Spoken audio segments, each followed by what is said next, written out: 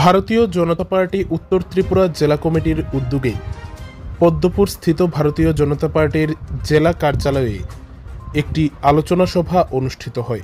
1 মে বুধবার দুপুর আনুমানিক 1টা নাগাদ উত্তর ত্রিপুরা জেলার জেলা সদর ধর্মনগর শহরের পদ্মপুর স্থিত ভারতীয় জনতা পার্টির জেলা কার্যালয়ে এই আলোচনা সভাটি অনুষ্ঠিত হয়। এই আলোচনা সভায় মূলত লোকসভা নির্বাচনকে কেন্দ্র করে নির্বাচনী শক্তি কেন্দ্রের বিস্তারকদের নিয়ে এই আলোচনা সভা অনুষ্ঠিত হয়। এই আলোচনা সভায় উপস্থিত সকলের কাছ থেকে লোকসভা নির্বাচনকে কেন্দ্র করে কোনো অপ্রীতিকর ঘটনা ঘটেছে কিনা, এছাড়া উত্তর ত্রিপুরা জেলার সকল জায়গায় শান্তিপূর্ণভাবে লোকসভা নির্বাচন সম্পন্ন হয়েছে কিনা সেই সকল বিষয়ে বিস্তারিতভাবে আলোচনা করা হয়।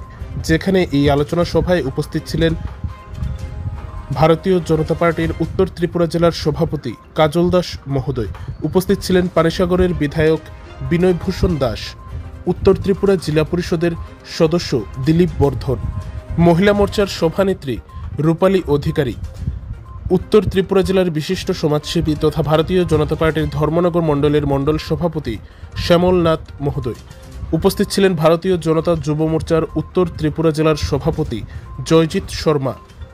এছাড়াও উপস্থিত ছিলেন ভারতীয় জনতা পার্টির উত্তর ত্রিপুরা জেলার বিভিন্ন স্তরের কার্যকর্তারা।